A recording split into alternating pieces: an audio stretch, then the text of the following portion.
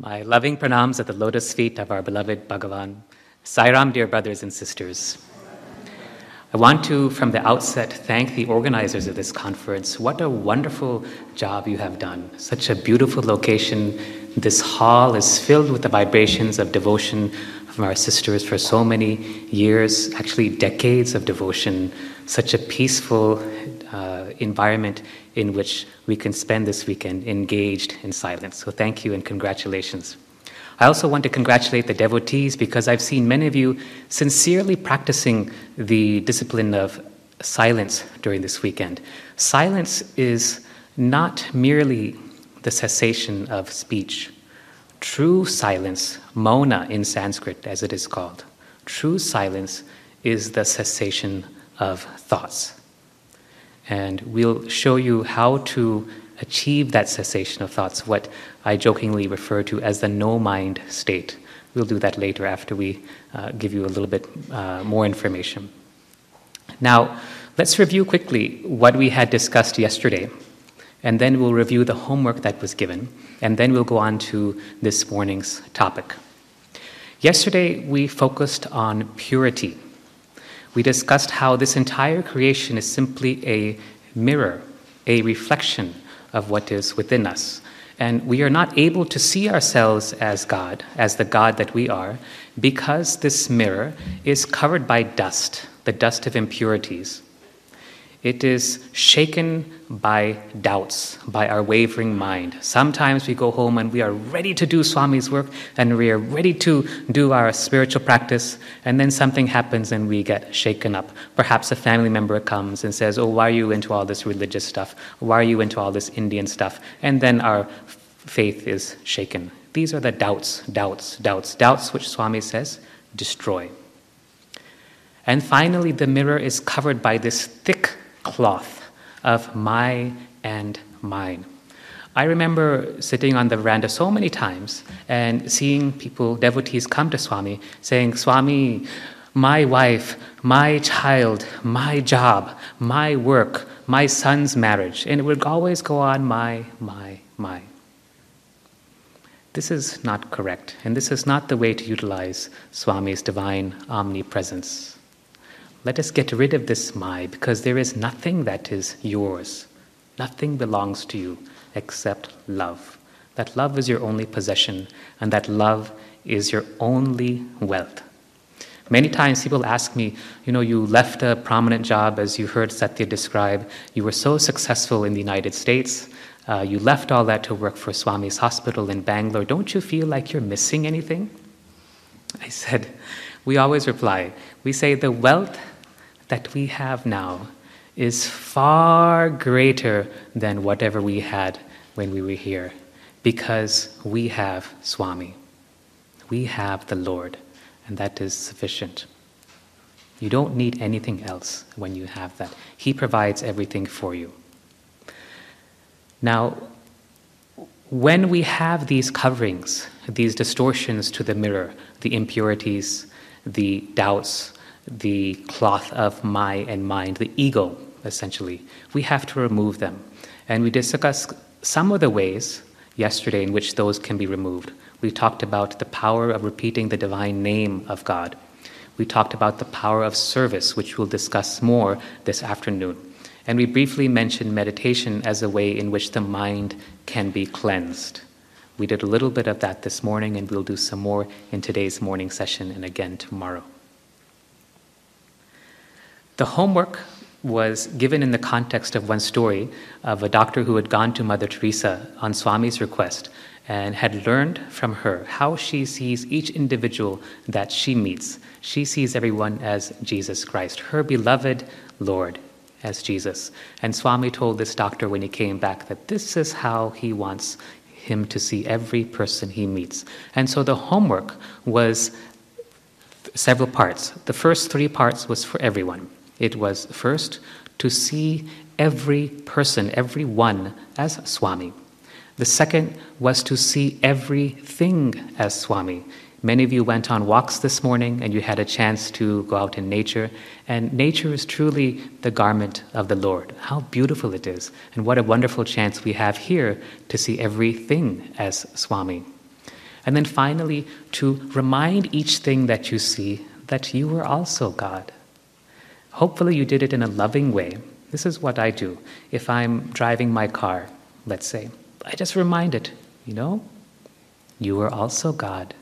You are also divine. We are God and everything is God. This is what I say internally because it reminds me of that truth. It reminds me of the truth. Everything is consciousness. Consciousness alone exists. That's all. There's nothing else. It's just consciousness. There is a second level to the homework for those who wish to go deeper into the practice. And at that second level, you were asked to love everything as Swami. So to love each person as Swami. And then the final level of the homework was to lose yourself in that love.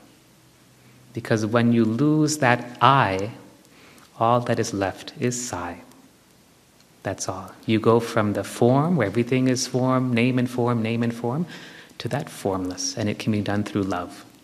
So with that, now it's your chance to tell me and tell us and to share what you learned from this homework. So first we'll ask for volunteers, and then I'll pick people to speak. Usually I will pick people who are looking down. Okay? So everyone pay attention. All right? So who would like to share?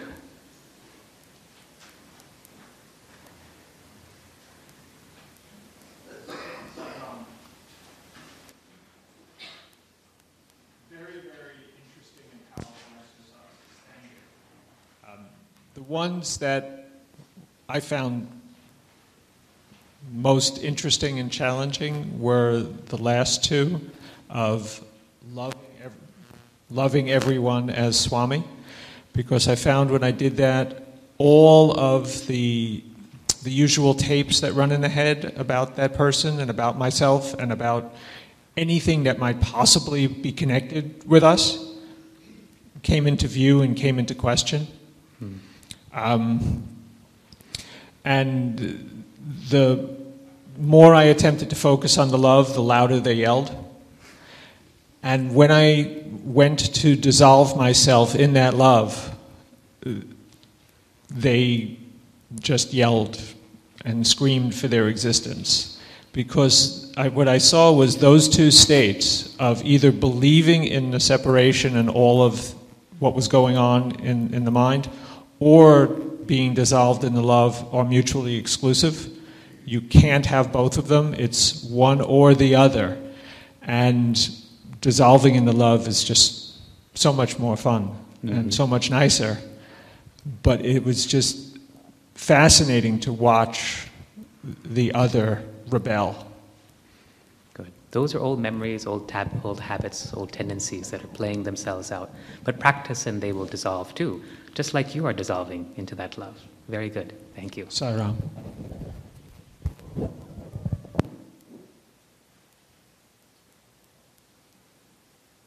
This gentleman here.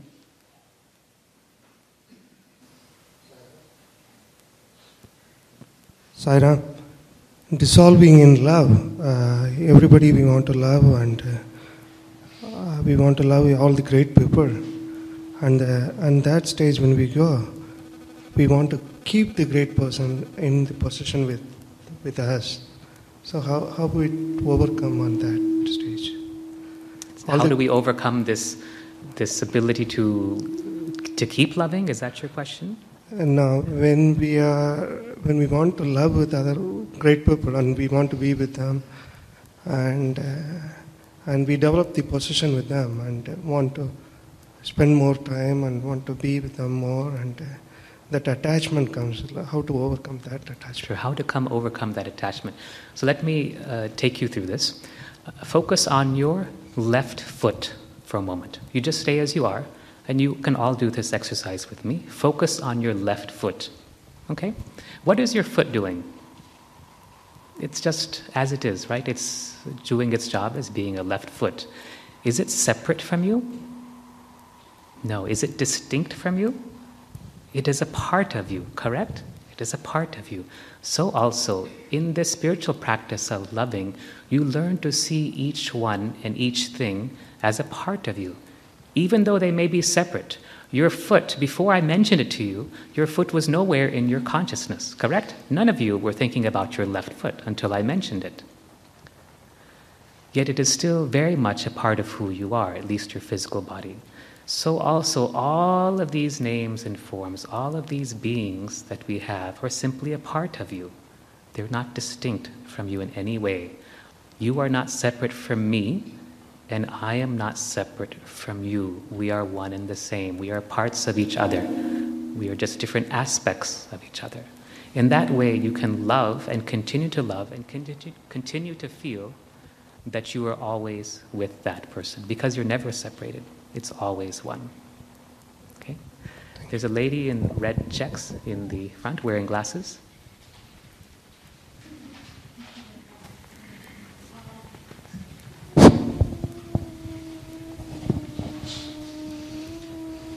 What I felt was, from the last two exercises, that I didn't want to harm the earth in any way.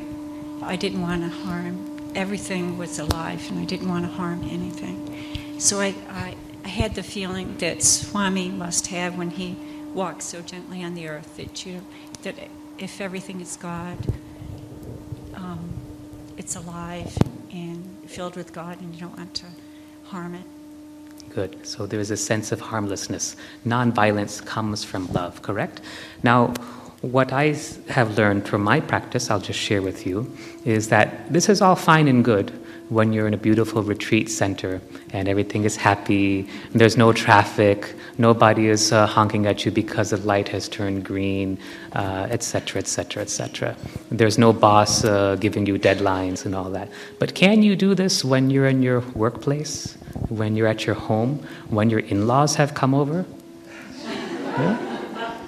That is the real challenge. You see, all of our relationships, Swami once shared with me, so all of our relationships are simply opportunities to share love. They're just opportunities to share love. So whether it's your boss, someone in your neighborhood, your child's friend, or perhaps a classmate who's bullying your child, or whatever it is, they're all opportunities to share love. Sometimes in that love we have to be strict. We have to be disciplined. Sometimes we even have to pretend to get angry without actually getting angry. This is part of the play. It's part of the game. But can you love that person as if they are Swami? Can you lose yourself in love for everything that is there? You mentioned not wanting to hurt anything. You mentioned feeling a part of everything. You described how you were blocked by your preconceived notions of how that person is or should be. These will all go as you continue to practice. You'll go deeper and deeper into the practice. I think we have time for one more comment. So let's, yes, sir, Jack, in the red shirt in the front, please.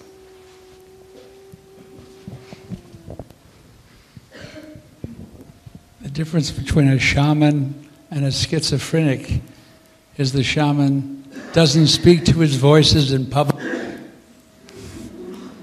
I heard that once.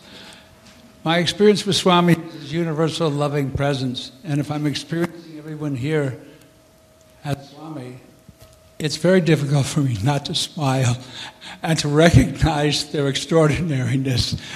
So my question for you, Dr. Sola, is what is your prescription for castor oil faces?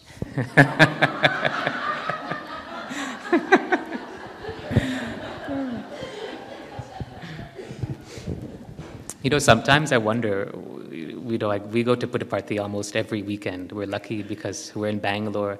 Our son studies in Swami school. We try to go on Saturdays and stay there, have darshan of the Mahasamadhi, and then after seeing our son, return on Sunday. And so many times I see people going around, not only in the ashram, but everywhere, like this. Interestingly, in Swami's hospital, you will see people walking around like this. Like that. That's the bliss of being inside, the joy of being inside. When I go to other hospitals, to speak or to see patients or for whatever it is, I see people like this. The only prescription is love. Love brings joy, love brings peace, love brings confidence, love brings the truth. Love is sufficient. Swami once said, love alone exists. Love alone exists. The reflection of love is divinity. That's all there is. That's all there is, and there's nothing else. Just love, love, love. So the solution to every issue is always in love. It doesn't mean you have to go and hug your enemies and say, oh, I love you. It's not that. But it's always going to be found in love, in some form of love, in some fashion of love, through some manifestation of love. That's all. The solution to every problem is in love. Now, in today's session, we are going to focus on achieving love as a way of expressing our self-realization. Self-realization, Swami says, is the knowledge that you are God and that nothing exists other than God at any time and at any place. This is the definition of self-realization. There are actually 3 types of self-realization, Swami says, and I'll describe these to you now. The first type, Swami says, is the temporary type of self-realization. This is the type that most people can achieve. It's the type that you see with most spiritual aspirants, most Swamijis, sadhus, monks, etc. This is the temporary kind in which during peaks of sadhana or spiritual practice, one achieves a higher state of awareness and touches on self-realization. And during that time, the devotee or the spiritual aspirant realizes that they are God and all that exists is God. This is a temporary type. There is a second type, which is the intellectual type. Swami describes this as which the devotee actually does not have the full experience of being God, but they believe with all of their heart and mind that everything is God. They know it, they just haven't experienced it yet. That is the intellectual type of self-realization. The importance of this type is, as I described yesterday. Once, when we were with Swami, we asked him, Swami, please bless us with full and complete self-realization. To which Swami replied, self-confidence is the foundation, self-satisfaction are the walls, self-sacrifice is the roof, and then you have self-realization. Simple, he said.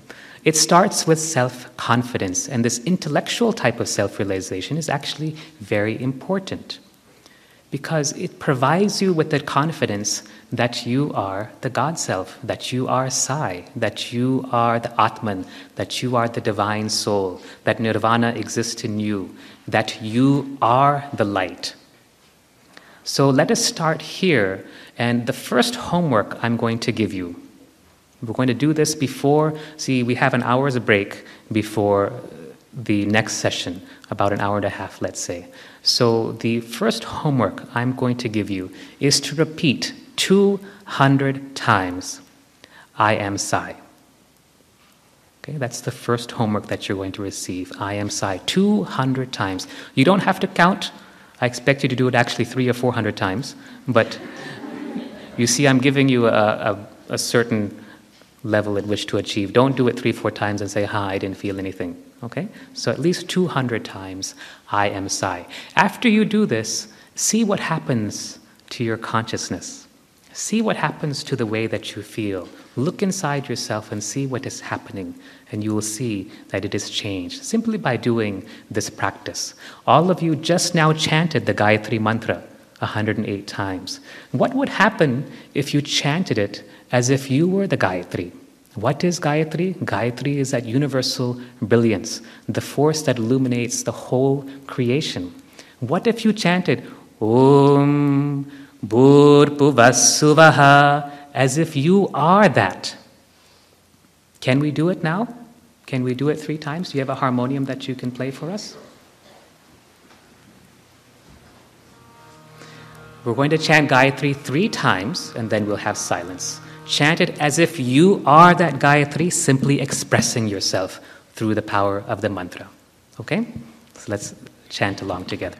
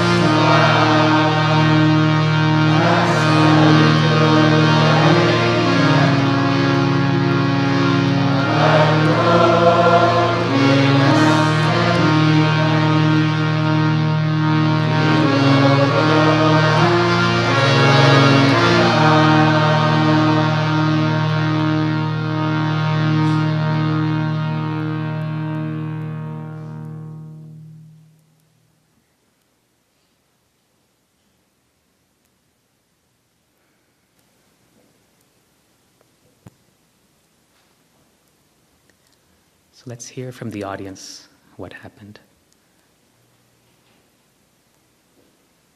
So, Madam in the front.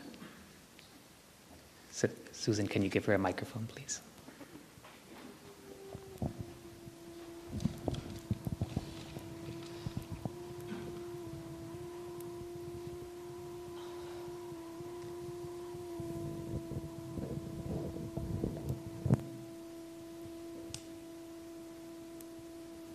Sense of confidence, but totally overwhelmed. Yeah. Gratitude, love. Yes. Very good. Very good. See, this is intellectual self-realization. It's not a mere thought. It's actually all-powerful. Self-confidence. When you have self-confidence, you will have self-satisfaction. And when you have self-satisfaction, you will have self-sacrifice. What are you sacrificing? You're sacrificing your my and mind. You're sacrificing your ego, your bad qualities. You're sacrificing your convenience. You're sacrificing what you are, because everything to you is you. It's yourself. It's not different from you. And then when you have self-sacrifice, you will automatically gain full and complete self-realization. Simple, right? So start with self-confidence.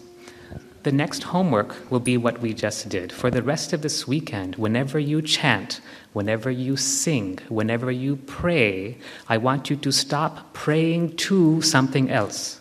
I want you to allow the prayers and allow the songs to come from the God within you, the God self that you are, the Sai that you are.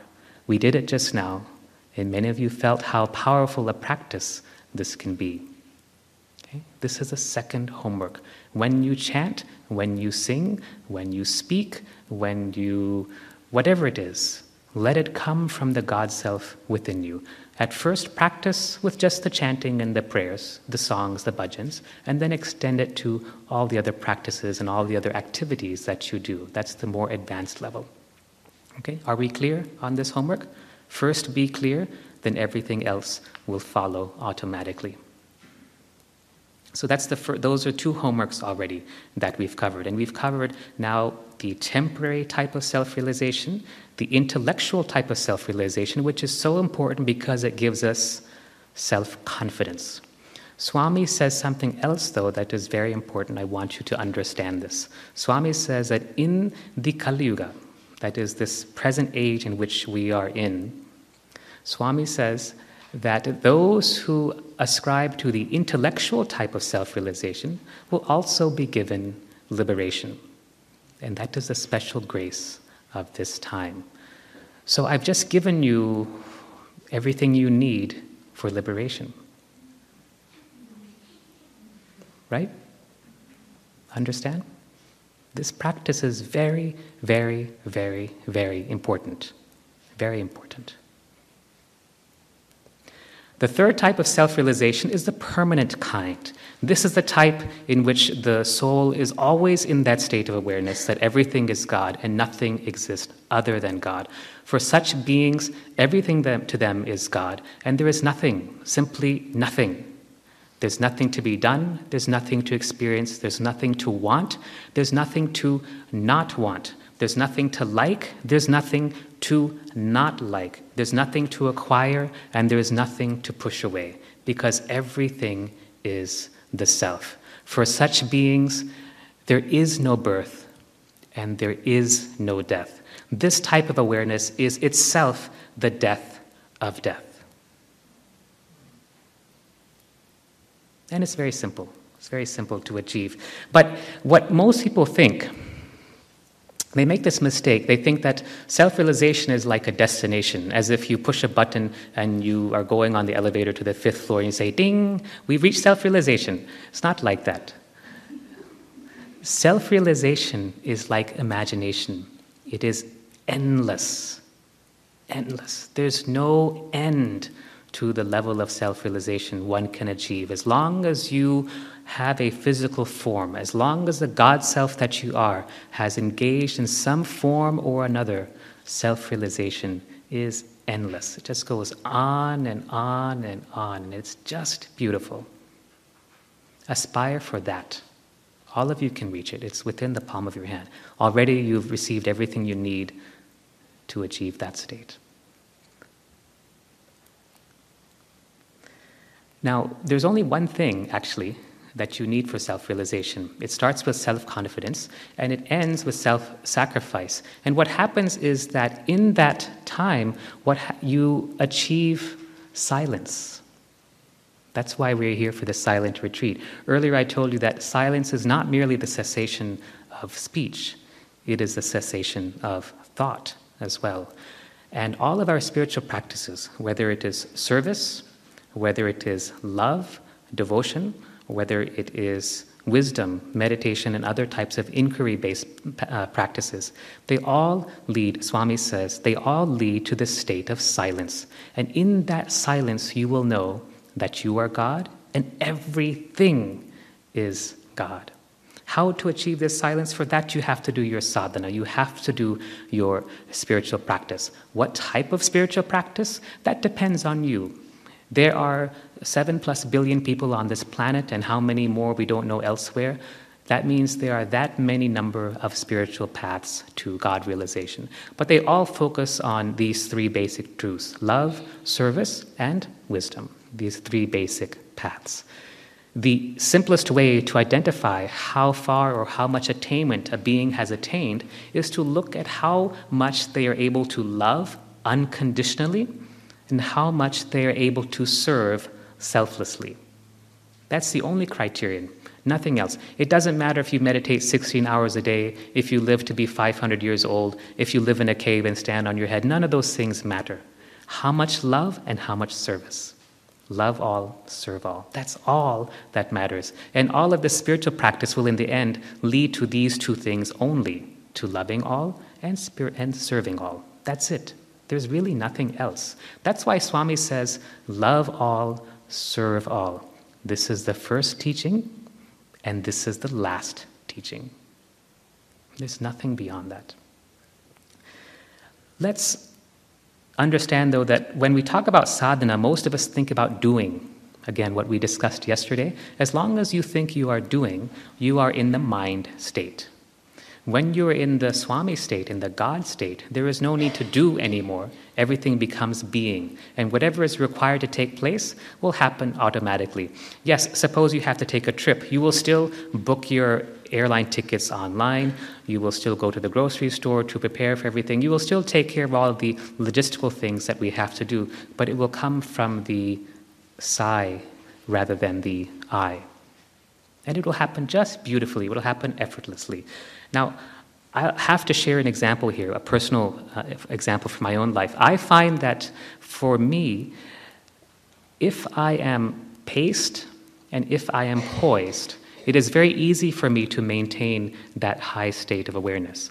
But I feel that whenever I get rushed or whenever I get tired, I start to lose it. I start to lose that awareness.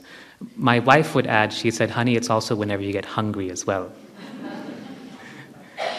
But most of us will probably do the same thing. And so what I would suggest to you is to be aware, right? Baba means to be alert and to be aware. So be aware of when you go into these states where you're more vulnerable to losing it, to losing that awareness.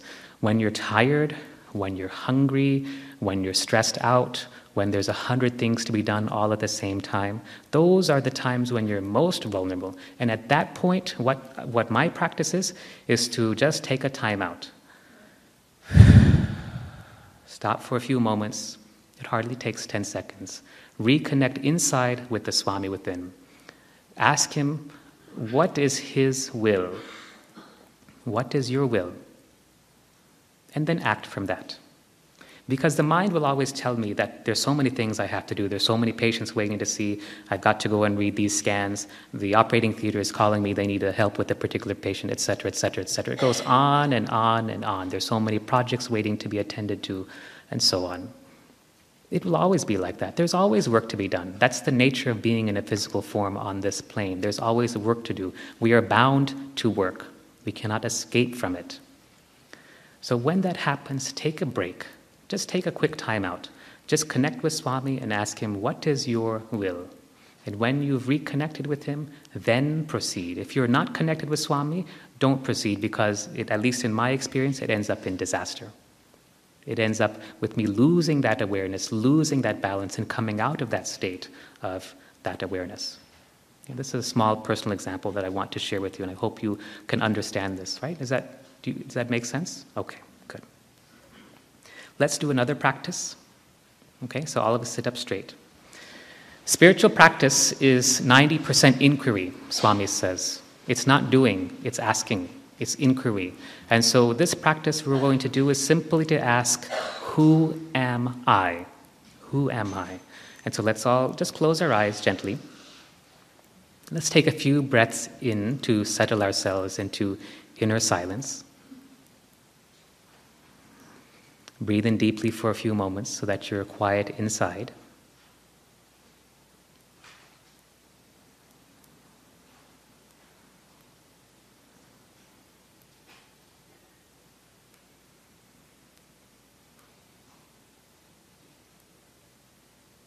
And then we're going to ask the question. What I'd like you to do after asking is to simply allow the answer to come to you. You don't have to force anything. You don't have to try to achieve anything. Simply allow the answer to come. Breathe in deeply for a few more moments.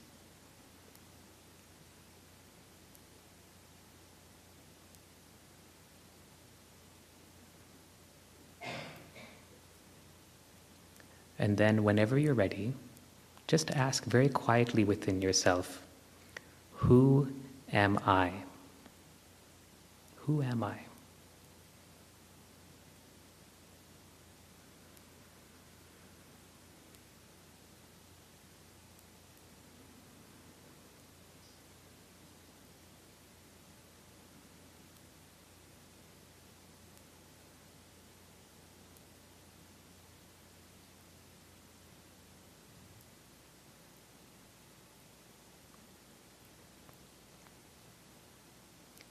If a thought comes, ask yourself, who is having this thought?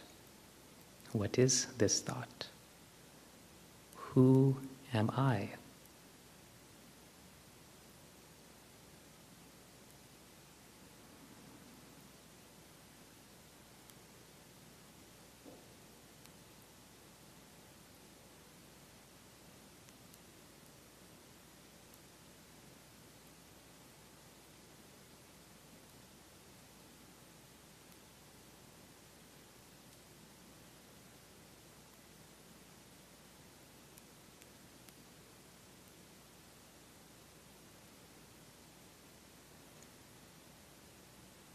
And now let's keep looking within ourselves again, and let us ask, where do I begin and where do I end? Where do I begin and where do I end? Take a deep breath in and out and allow the answer to come to you.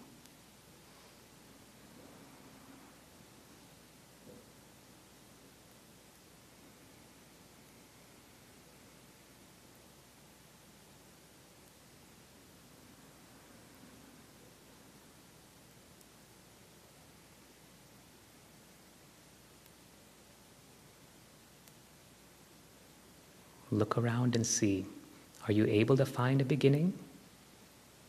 Are you able to find an end?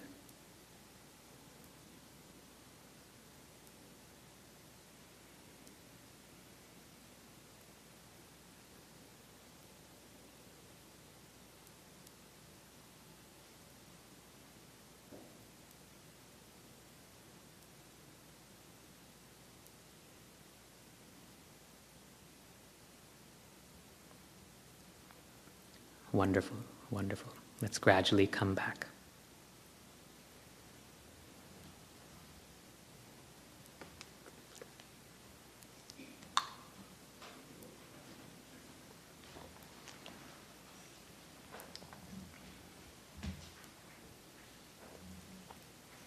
So let's hear some comments from the audience again. What happened when you were doing that? If I can get the mics, please.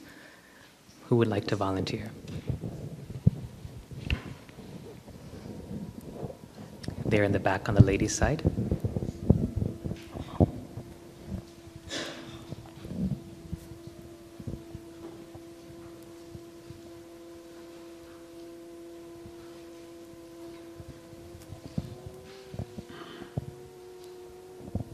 If you can keep your hands raised so that the Sevadal can find you.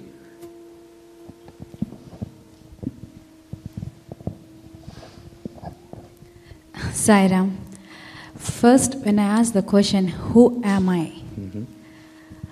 I got the answer like, you are the God within. But I just want to know, how can we distinguish between the voice of the monkey mind? Is it the monkey mind telling me, or it's the high sea which is answering to me? So when the voice came, was it loving? Was it sweet? Was it kind? Or was it doubtful? Was it changing? Was it putting you down or putting you above anything else? Was it what you would expect Swami to tell you? Or was it different than what Swami might physically say to you? Those are the criteria by which you can judge. Oh, okay. So the voice is definitely it's quiet and kind. Yes. Can we do it again? Let's Yes. do it again and I'll show you, okay? Okay. Let's go ahead and do this again.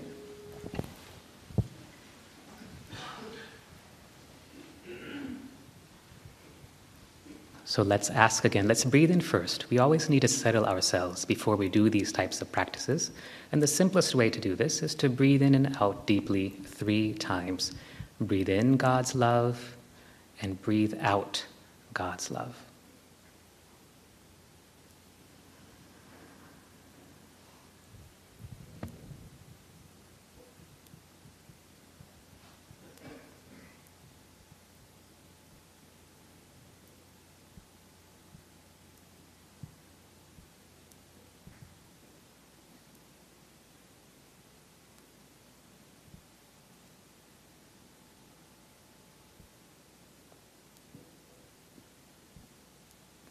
And when you're ready, again, go ahead and ask, who am I?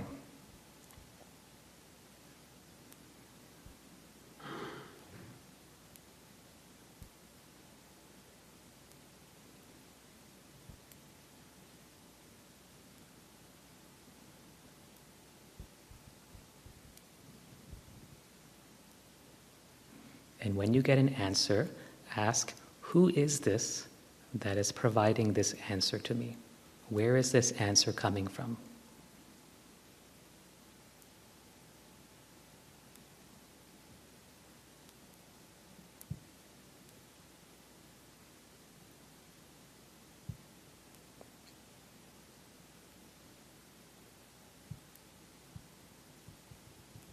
And if you get another answer that ends or starts with an I, again ask yourself, but who is this I?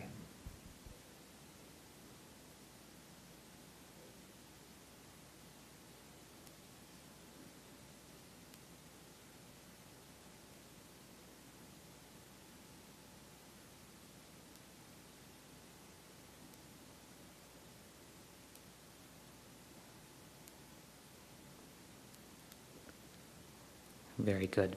And let's come back now.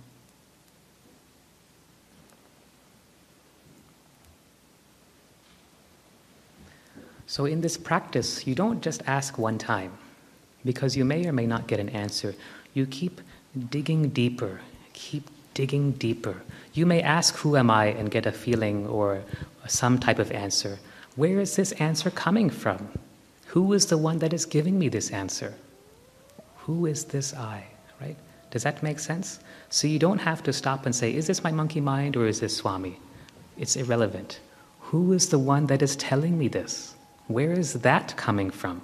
This is what I mean when I say that 90% of sadhana is actually inquiry, self-inquiry, not outside inquiry. It's self-inquiry, inside. As Swami said, we're willing to go hundreds of thousands of miles to go to the moon, but we refuse to budge even 1 inch to go within ourselves. But it's all inside of ourselves. There's nothing outside of you. Nothing at all. I think the sister next to you also had a comment, so we can get the mic back to that side, please.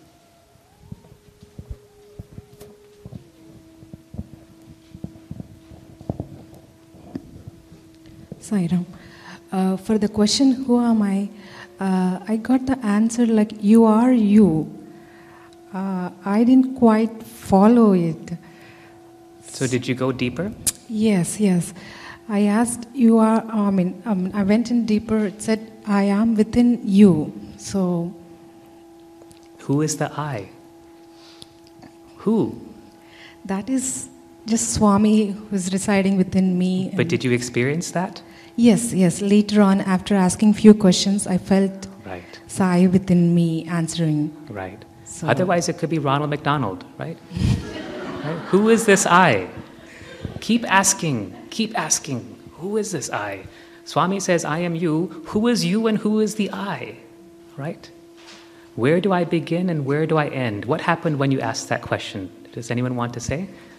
Susan, just in front of you on your right, please. Where do you begin and where do you end?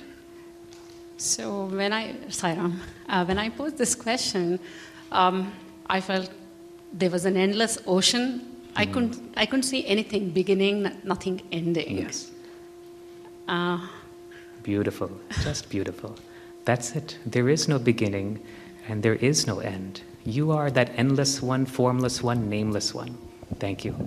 One more comment from the gentleman in green.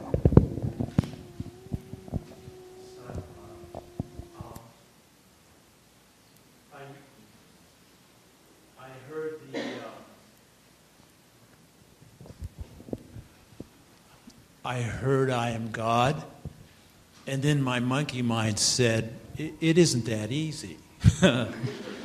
It is that easy. Yeah.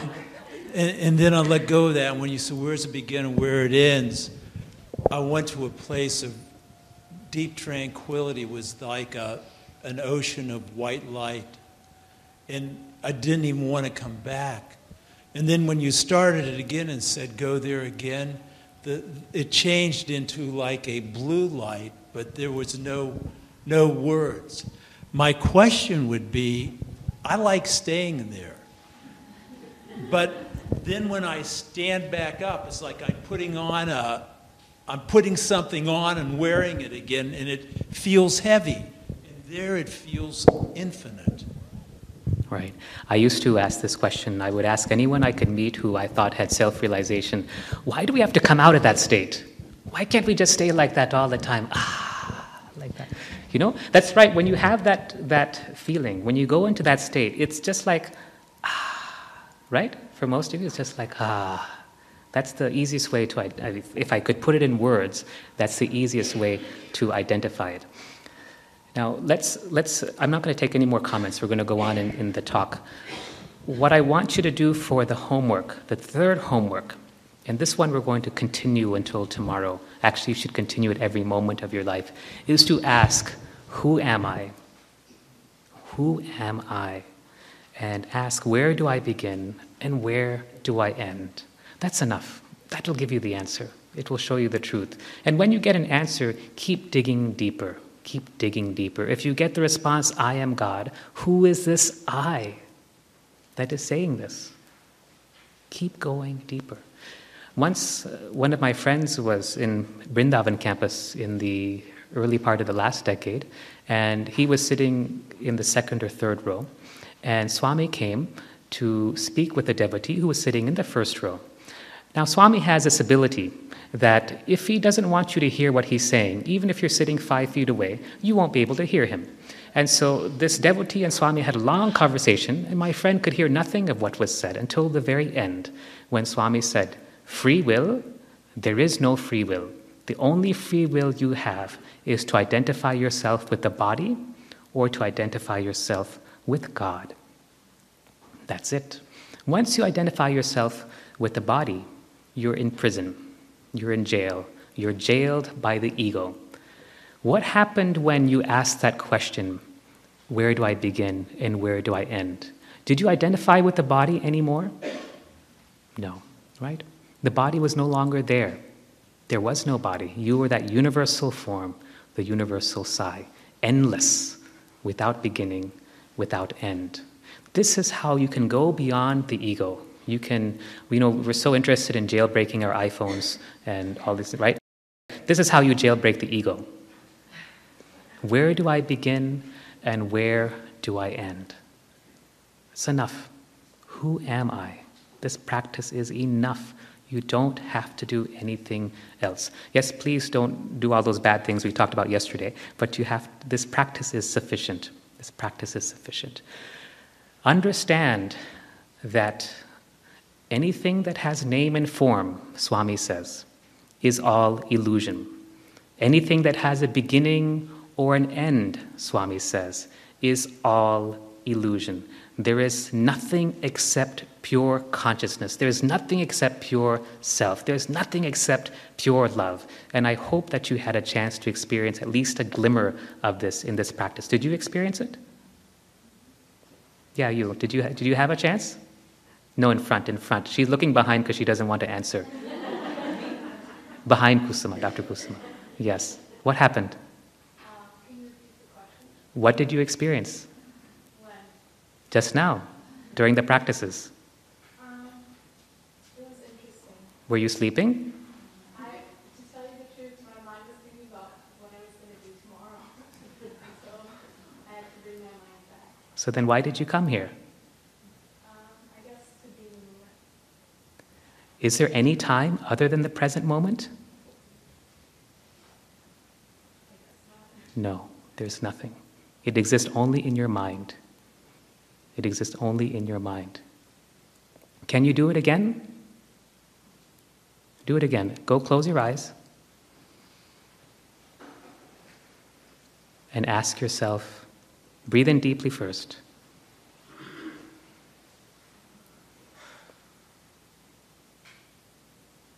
Settle yourself in silence. Forget about the past and forget about the future. These are all illusion.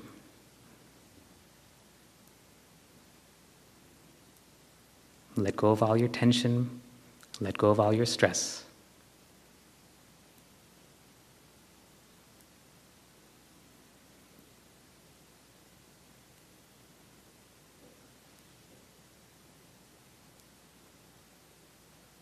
And ask yourself again. This is the practice to keep asking, who am I? And don't stop until you get an answer. If you get an answer, keep going.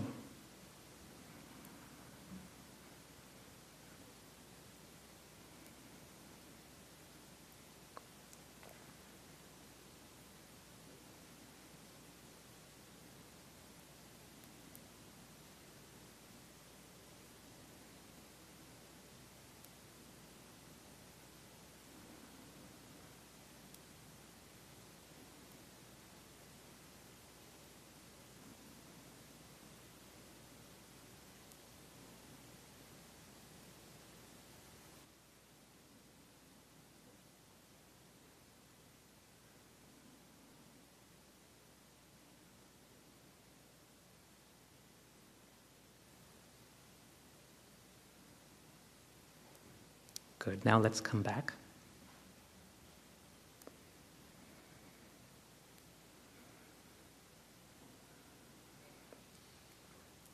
So now what happened?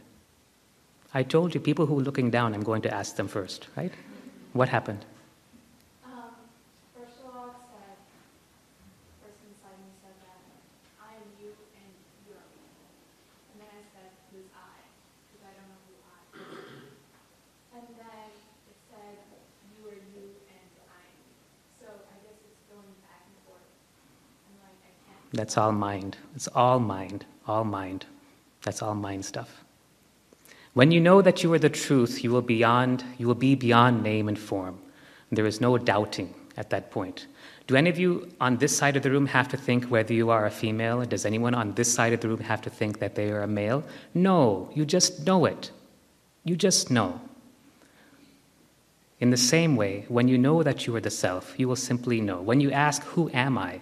You will keep digging deeper and deeper and deeper. Go beyond the mind. I'm laying out all of the truths here for you, making it so simple for you. Why are you wasting this opportunity? Where will you get this opportunity again? Swami says you have to have lived at least 1 million births in order to be even interested in what I'm talking about today. 1 million births. If you're not interested, you can either come back after a few 100,000 more births, or you can take advantage of this time right now. Don't waste this opportunity. Do you understand? Okay. Any more doubts? Anyone else looking down?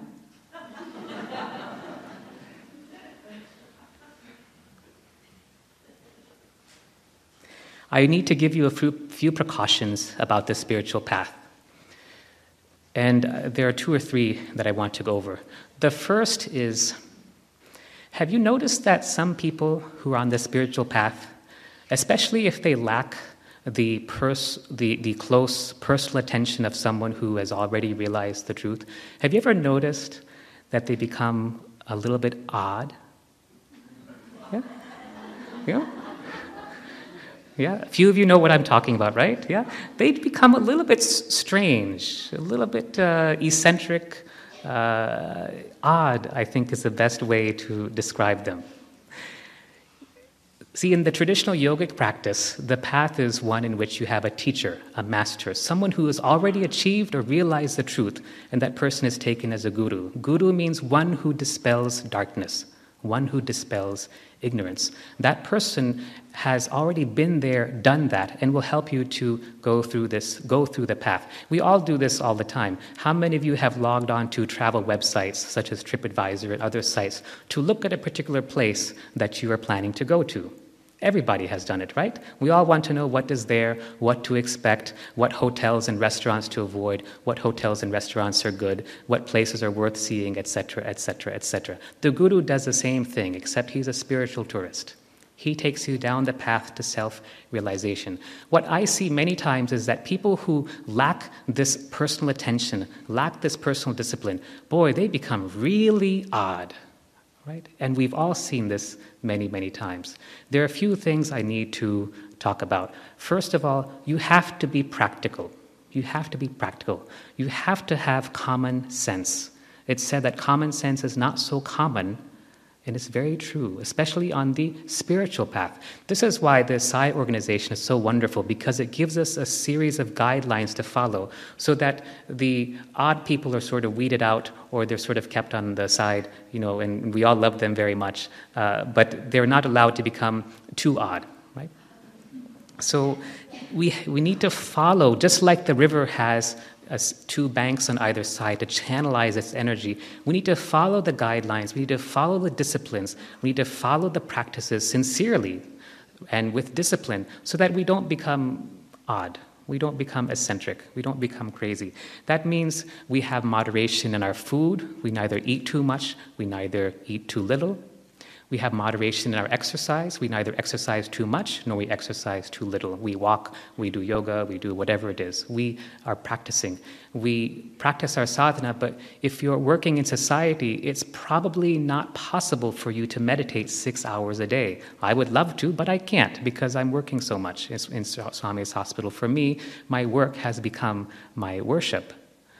So we need to channelize our energies in a disciplined way and avoid becoming odd. Okay? The second thing I want to warn you about is this tendency by some people who are on the spiritual path to look down upon those or look down upon that which is not spiritual. Right? All of you know what I'm talking about. We say, I cannot watch that type of TV program because it is not good for me. Or I cannot eat this type of food because something, something, something. We all do this. That person is not spiritual, I cannot go to their house. What have you just done? Separation, right? Separation. You've made them something else, and you've made yourself something else. You've placed yourself higher than something else. But there is nothing that is above you. There is nothing that is below you. Everyone and everything is a part of yourself. If you are seeing someone as being better or less than you, you are in Maya. You are stuck in Maya. Never judge, never criticize. The moment you point a finger at someone else, 3 fingers are pointing back at you. When you send a negative thought or a negative word or impulse towards something else, it comes back to you, boomeranged 7 times over. So get rid of this tendency to look down upon anyone or anything. What I do, this is my practice, because I'm very sensitive to energy, to people's thoughts, to people's emotions, to the vibration of a particular place, is before I used to find that it was very difficult for me to go out. In fact, there was a 18-month period in which Swami physically told us not to step out of the house, not to step out of our campus, Swami's campus in Whitefield, except to come to his ashram or to see our son or to go to my wife's home in Hyderabad, which is a very loving environment. And we were just too sensitive. We would just simply walk by and then pick up whatever emotions or thoughts that people were having. It was too much for us. Now what has happened is we've learned to deal with it. And how do we deal with it? What's the most powerful force in all of creation? Love. So when we see someone as being different or distinct or separate from ourselves, our very first response is to send them love. Unconditional, pure love. And that immediately dispels whatever weirdness or strangeness that we're feeling. It immediately tones down the situation so that it becomes a situation of love rather than a situation of strife or difficulty. And that love is all that you need. It's enough. That love is enough.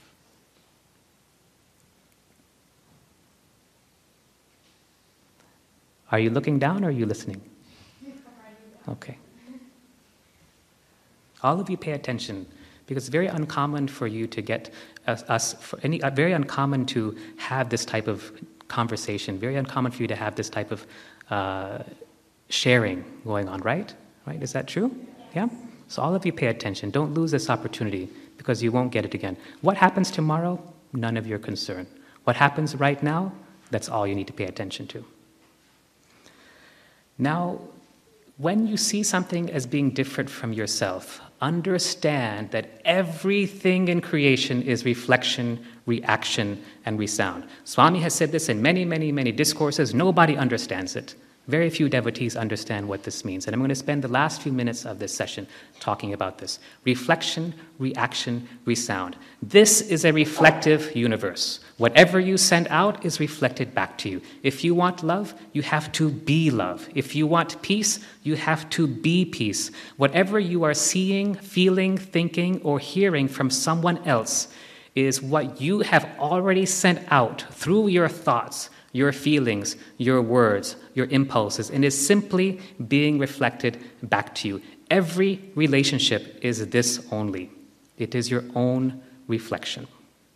If you're having a disharmonious or a difficult relationship, the answer has nothing to do with the other person. The answer is in you. What is it in me that is causing this situation to arise? That's the very first question I have. Whenever I come across any difficulty, everything is reflection, reaction, and resound. So, Swami, what is it in me that's causing this situation to come up? Is it something I said, something I thought, something I felt? And many times I don't know the answer. I don't know. I may not be able to figure it out. The crowded streets in Bangalore, the traffic jam, I don't know. but it's coming to my attention, therefore there's something in me that is being reflected back to me. Now, if I can correct it, I will immediately do so. If I'm not able to figure it out, then I have this simple practice that I follow. I'm going to share this with you now. This comes from the Hawaiian spiritual tradition from the state of Hawaii here in the US. And it uses 4 simple phrases, which I'm going to share with you. Please learn this. The first statement is, I love you. I'm just saying this to creation because everything is reflection. I love you. I'm sorry. Please forgive me. Thank you. I love you. I don't know what I did. I don't know what it is in me. I don't care what it is in me, but I love you, and I'm sorry for whatever it is. Please forgive me. Thank you for this lesson. Thank you for this opportunity. I love you. I'm sorry. Please forgive me. Thank you. These 4 statements I probably repeat 200 times a day because I don't know what it is in someone else. I don't know what it is. I don't know what it is in you that caused you to drift off into some other place. It was something in me, right? Otherwise, it would not have come to my attention. It has nothing to do with you, right? See, she wasn't paying attention for a few minutes, and I'm not picking on you, but actually I am. So for me, what you were doing and what I saw has nothing to do with you. It has everything to do with me. So what is it in me that's causing someone to drift off like this? Probably thinking about her boyfriend, I think, no? Right? Close. So the question, again, has nothing to do with her. What is it in me? I don't know, but I love you. I'm sorry. Please forgive me. Thank you.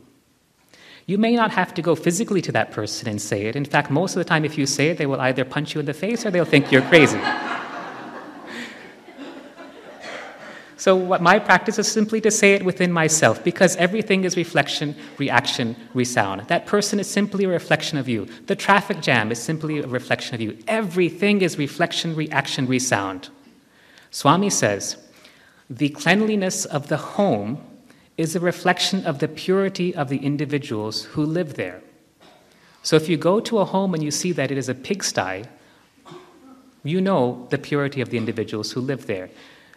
That's why Swami says if you want to know about the inhabitants of a home, simply go to their bathroom. Right? The cleanliness of the home is a reflection of the purity of the individuals who live there. The leadership of any country or of any organization is simply a reflection of the individuals who make up that country or that organization.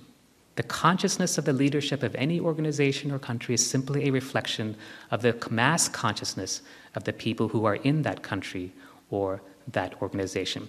The external pollution that we see every day all around us in our air, in our water, in our land, in our food, is simply a reflection of the inner pollution that is within all of us. Do you see how this works? Reflection, reaction, resound. That's all there is. Everything is reflection, reaction, resound. Actually, Swami once said, these are his exact words, actually, there is no creation. There is only reflection. There is no creation. There is only reflection. Whatever you see is what you are sending out and is being reflected back to you through creation, through your relationships, through that chance encounter with someone who is sitting next to you. Are you getting irritated by the person who is coughing next to you?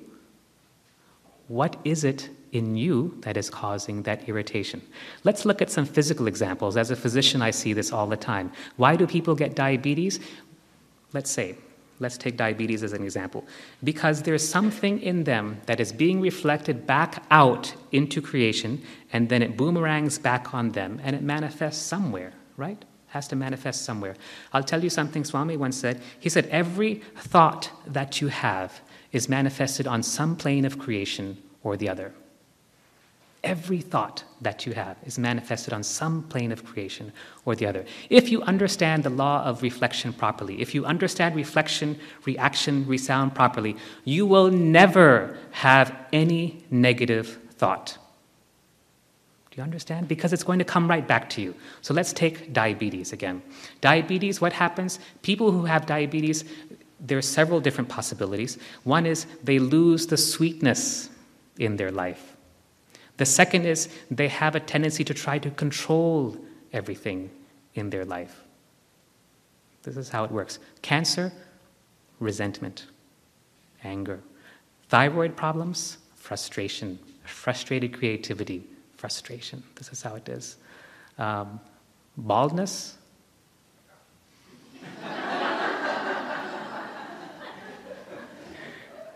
Tension. What else? Heart attacks, something I see all the time as a cardiologist. Loss of joy. People who need bypass operation, angioplasty surgery, loss of joy. The blood is the joy that is flowing through our bodies, the joy of being in God, of God, from God. And when that joy in our lives stops, when it gets blocked, it becomes a heart attack. Right? Parkinson's disease, excessive control, trying to control every small thing in our life.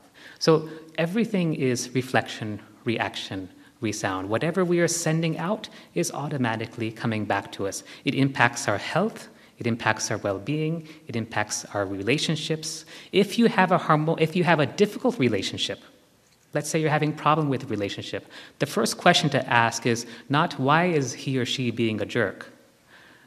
What is it in me that is being reflected back to me in this relationship? Every person has within them the potential to behave like a saint or to behave like a sinner, right? You've all seen people who are just beautiful at one moment and crappy the next moment. How they behave with you has nothing to do with them.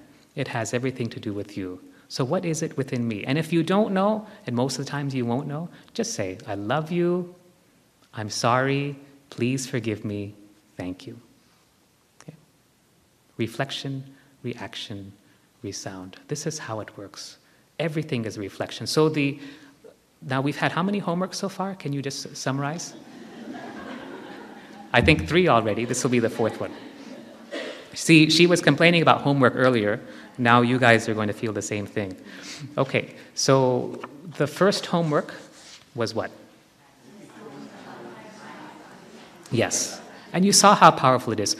The first homework is to chant, to pray, to sing as if the God that you are pouring your adoration out to is within yourself, as if it's coming from you.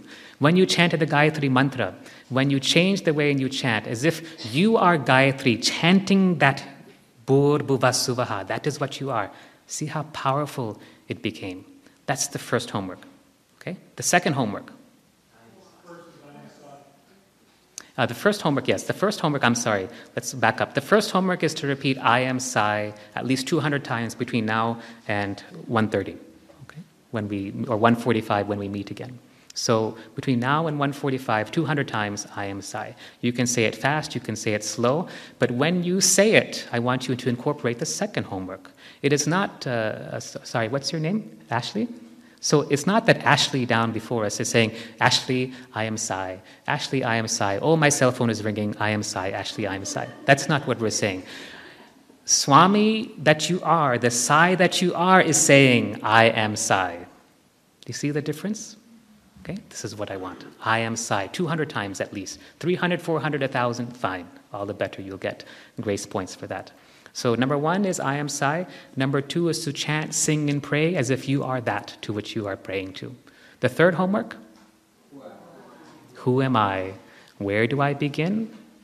And where do I end? Remember, if it has name and form, it's all illusion. If it has beginning or end, it is all illusion. The only thing that exists is the self. There is no creation, there is only reflection. So that's the 3 homeworks that I've given you, right? Can we add one more homework? It's not too much? All right. You don't have to do everything between now and lunchtime, but I'd like you to work on at least the first one, or perhaps the second and third of these, or the third and fourth one especially. The last homework is to look at all of your relationships in your life. This is going to take some time. Or to look at least at the problem areas in your life and to see what is being reflected back to you. What is being reflected back to you? Let's say that you have an illness. Okay, let's say that there's some part of your body that is out of balance. Let's say you've got back pain, you've got a knee ache, your hair is falling out, whatever it is. Where is in your life? See, every health problem reflects an area in your life that is devoid of love. Right? Every health issue that you face is simply a reflection of some part of you that is devoid of love. So for this fourth homework, the homework is to look at all the relationships or manifestations in your life that are not as you would like them to be, and to ask yourself, what is being reflected through this person or situation back to me? You're going back to yourself. You're not blaming the other person. You're not blaming yourself either. You're not putting yourself down. You're saying, I'm bad because I'm so lousy. That's why this situation is like this. Boo-hoo. You're not doing all that. You're simply saying, what is the lesson here for me? What can I learn from this situation?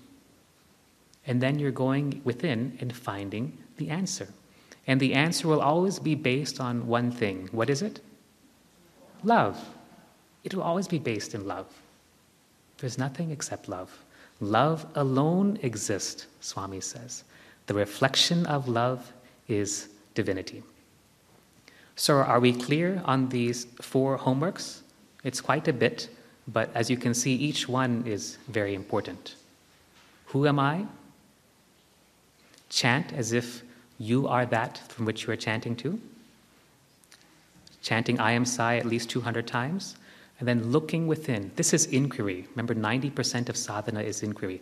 Looking within and looking at all of your relationships, all of your life situations, and finding out what is being reflected back to me. Where in my life is there something devoid of love? And then finding that solution through love. Any last questions on the homework before we break? Yes, sir.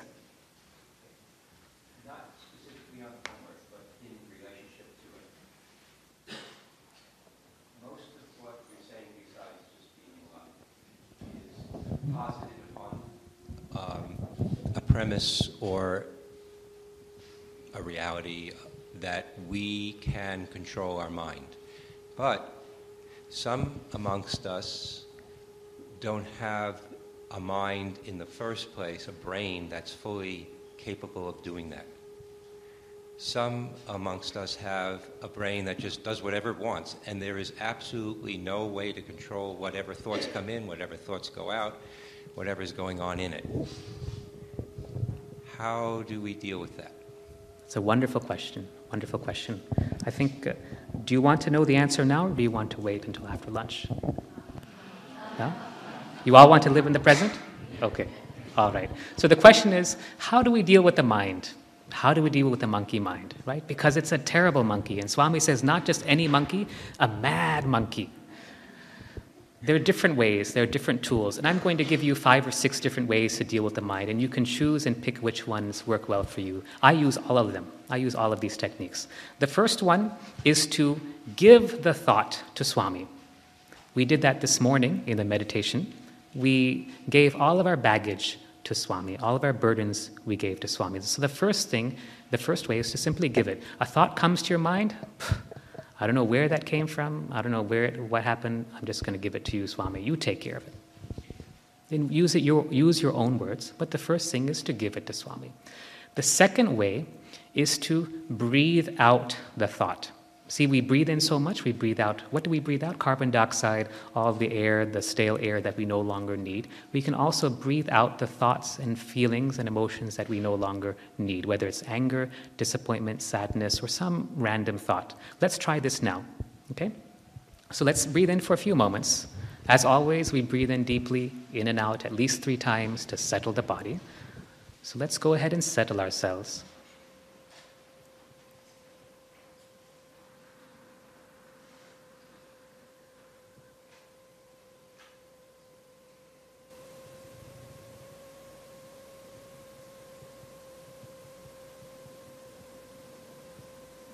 and just watch and allow a thought to surface. And when that thought surfaces, breathe it out. And as you're breathing it out, you can either give it back to Swami, or you can breathe it out and you can offer it to an imaginary fire, like a sacrificial fire, so that the thought is burned and consumed in that fire.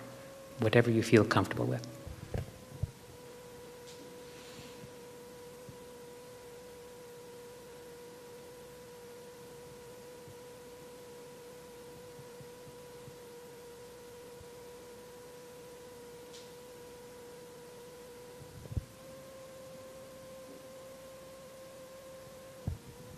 And when a thought comes, breathe it out. Throw it into the fire.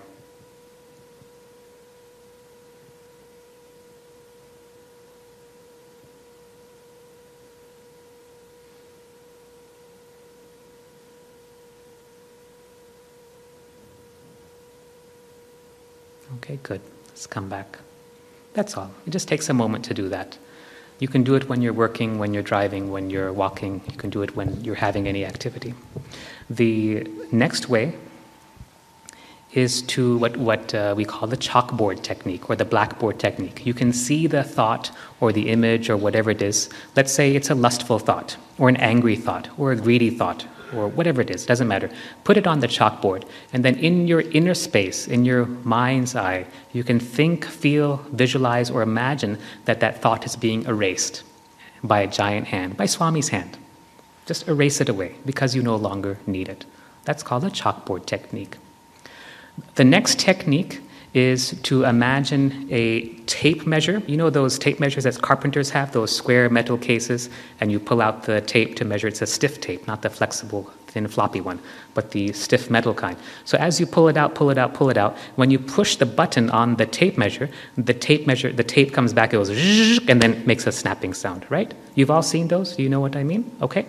So the next technique is to keep on your right side an imaginary tape measure, which represents your mind. This is a technique that Phyllis Crystal teaches that I'll share with you. This tape measure represents your mind, and as you're pulling it out, it represents all the thoughts that you're having. You can take it out all the way if you'd like, it's up to you. But when you're ready to finish with your thoughts, just push the button, hear the whirring of the tape as it comes back, and let it go ka-chak as it slams back into the housing. Let's do this now. It takes hardly 5 seconds.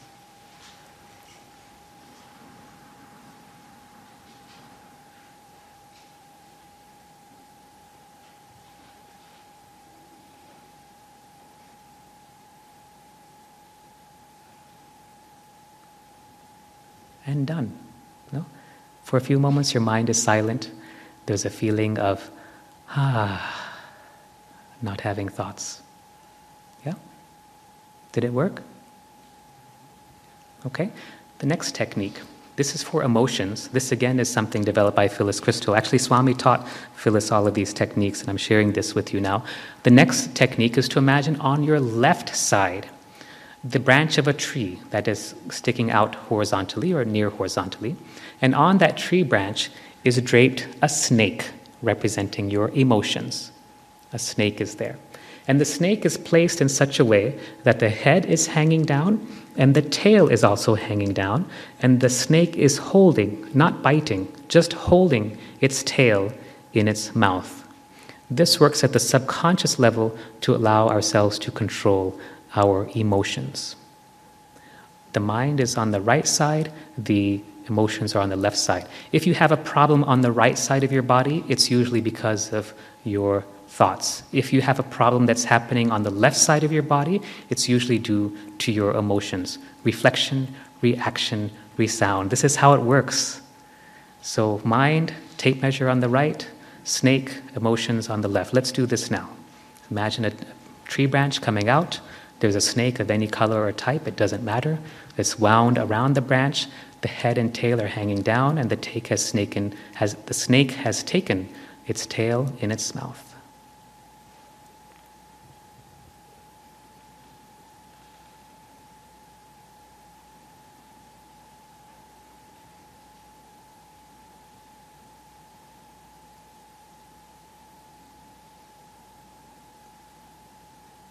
and done. Feeling of peace ensues. The noise of the thoughts and emotions are subdued and there's peace left. I do this practice before I sleep at night and when I wake up, whenever I have to do any type of activity that requires concentration, and definitely before I go into meditation. So these are simple techniques. The final most important thing is to be careful, what are you taking in through your senses? Because whatever you take in, again, reflection, reaction, resound, it has to reflect somewhere, and oftentimes it reflects in our head as our thoughts and our feelings. And so be careful what you're seeing. Practice sense control. Be careful what you view on the TV. Be careful what you view at the movie theater, on your computer screen, on your phone. Be careful what types of conversations you get into. Be careful even the vibration of the places that you go. Swami says avoid bad company, but he also says avoid bad places. All of these things will impact your thoughts. Be careful of the type of food that you're eating. Sattvic food, food that is healthy, fresh, nutritious, without too much of any one particular characteristic. Too much spice, too much sweet. A little bit of sweet is okay, but not too much. Too much salt. A little bit of salt is okay, again, but not too much, etc. Okay? Let's go ahead and end. I know there's no end to these questions, but there should also be no end to your practice. So we will meet again, I think at 1:45. Our tummies will be full. We will all have done the homework, or at least started much of the homework that we've given. We'll continue at that time. Let's end with Om and 3 Shantis, please.